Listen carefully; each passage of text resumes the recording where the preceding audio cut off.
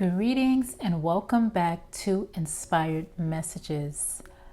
If this is your first time visiting, this channel is Inspired Messages. So therefore, there are tons of things that are very inspirational that will be shared on this channel. So if you haven't subscribed, please subscribe and don't forget to hit the like button after you watch the videos and share the link with someone else so that we can share these inspirational messages so that each and every one of us hearing them can be inspired and help others to be inspired as well.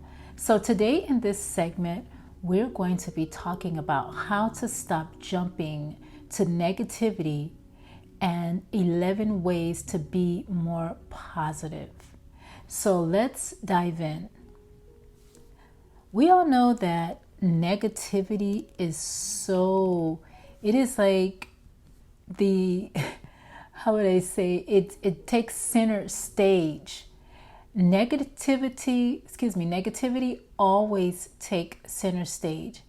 And even sometimes we find that those around us, people that we are around, whether it's at work, whether it's at home, and social groups or social settings, we find that a lot of times the discussion at hand is more than likely going to be about something negative that is taking place, or perhaps something that happened, or just, sometimes we even bring in negative thoughts with our mind because we are jumping to conclusions about what if and buts and things that can happen. And so it's as if we attract negativity because of how we think, our thought patterns. And a lot of times this negativity it's as if it was ingrained, or we've been trained to focus on the negative. And so this is why we see that negativity, the negative information is much more utilized than positive information. For example, if there's a negative video that comes on your phone or someone shared with you, whether it's a fight or whatever it is, anything negative, you'll see that it is shared so many more times than if it was a positive video or a message. And a lot of times that I've noticed, people are even hesitant to share positive information, but they're quick to share negative information. Keep in mind that the universe, everything in the universe is energy and vibration. And so whatever you put out is what you're going to attract. So when we continuously focus on the negativity, or we're focusing on what we don't really want to see, but this is what we end up getting because we are focused on that. And remember, all is mental. So whatever your mind is focused on, and that goes back to your subconsciousness as well, because a lot of past experiences are stored in that subconscious.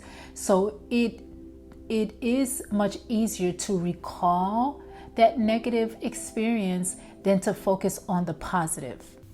And so why is it easier to recall the negative? Because that's where the emotions are tied to. This is what hurt. This is where the pain came from. This is what made you feel upset or angry or frustrated. And so it's so much easier to remember that.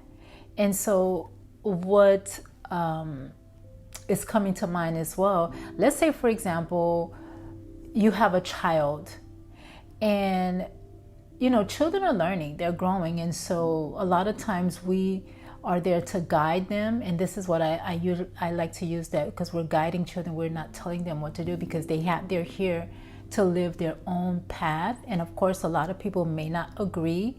And does that mean we don't discipline? Yes. Does that mean we don't correct? No, it doesn't mean that.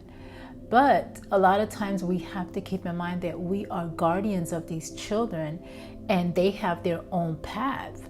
And so, but let's take a child. If a child is, always hearing how they are, because I've heard, parents calling their children stupid. I've heard adults calling the child stupid, or you're good for nothing, or you're going to be like XYZ, or you have this bad behavior or that bad behavior. But rarely do you hear that child being complimented for something positive. And it's the same in adult relationships. Sometimes you have a partner, you have a husband, you have a wife, and it's always focusing on the negative. Even sometimes at a job, where you have a boss that only is during meetings is only talking about the negative things that happen, but rarely is the focus on the positivity. And so we see that we live in a culture where it doesn't matter how many good things that someone does, that one mistake or that one thing that person did that was, probably that cause. And I don't like to say that cause, because we have a choice on how we respond to people's actions. So whenever we react to a behavior of someone else, I don't like to blame that individual. I say that person made a choice to react or respond in that way, because we do have a choice.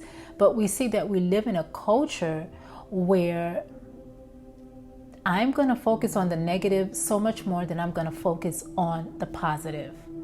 And so a lot of times this also comes from listening or watching too much negativity.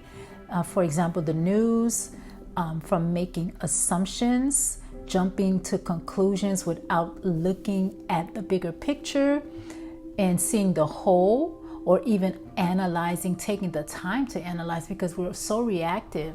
That's another thing. We've been trained to be so reactive. We can't take time to look at the whole picture before responding, because we're so quick to respond instead of just let me analyze before I respond. And so we find that these illusions or perceptions, because of our thought patterns, cause us to, as a culture, cause us to focus more on the negative than the positive. Another way we see negativity is from judgments. Sometimes we look at someone from their outer appearance and we have our own biases, and that is passed on. And so we make these judgments, or we formulate these pictures, or we formulate these outcomes of someone or a situation just by our judgments, because of our bias that we already have, our preconceived ideas or ideations that were already formulated. So we already have these judgments and we project that. And we must be mindful of this negative or this negativity that's being spread, because we have the power to switch that. We have the power to change that so we live in a more harmonious and balanced world. And does that mean you're never going to be negative? No, that's not what I'm saying. There's going to be times when you get upset. There's going to be times when you have to look at the negative, but you're not spreading the negative, because what happens is energy is contagious. Energy is very contagious. And so if you pay attention, sometimes you'll see someone that comes in someplace and upset, even at work, let's take a work environment, that person is upset and comes and they're angry. And what happens? It throws everyone else off in the office. It's the same thing at home. When someone is off, especially the woman, when a woman is angry in the home, you best believe it's going to trickle down to everyone else, because that is just how energy is. Energy is transferred. And so why not transfer positivity? Why not try to transfer positive images, transfer positive words? Let's work on transforming or transferring positive thought patterns. And so here are 11 things or 11 ways that we can spread more positivity. The first thing is to be self-aware. So practice self-awareness. If you're feeling that you are angry or frustrated or annoyed or whatever negative emotion you're feeling, sometimes it's a good idea to not conversate with someone else. You can probably go take a walk. You can probably do deep breathing exercises so that you relax and release that energy. Or sometimes you may just want to close your eyes and imagine yourself being filled with love. And I've practiced these different strategies and it works. And I'm not talking about it doesn't take long. Within a couple seconds, you start to feel different. Another thing we can do is to practice kindness. And how do we practice kindness? You can hold the door for a stranger. You could smile at someone. You can wave and say hi.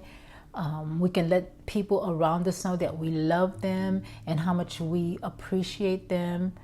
Find opportunities to give compliments or to say empowering or encouraging words to someone else. The third thing we can do is to treat others, and this is like a golden rule for me, is that to treat others the way you want to be treated. We all know what we don't like for ourselves. And does that mean that everything you don't like for yourself, someone else is not going to like it? No. But if we are more aware of how we would like to be treated in a particular situation, and this is why sometimes we have to pause before we react or even before we speak. If you know that something may cause or may be hurtful for you, think about if you say it or you behave in a particular way to someone else and see how that can probably cause that person to be hurt. And when I say cause, again, it's that other person's responsibility to not react. But if we treat others the way we want to be treated or in a more positive way, then we'll bring more positivity. Another thing we can do is practice compassion. We live in a world where it is a cycle. The cycle of give and take, the cycle of there's no separation. We all are, how would I say, mirrors of each other. And so if we understand that and comprehend that the same love that you want is what you should give. And sometimes I know it's hard to love someone, but that is unconditional love. And I'm going to do another video and go in depth into unconditional love versus conditional love. And so we can practice compassion by, being mindful of other people's cultures, other people's beliefs, where other people are. We don't have to make comparisons to where, that person is here and I'm there. No, it's compassion. It's being sensitive to differences and comprehending differences and diversity.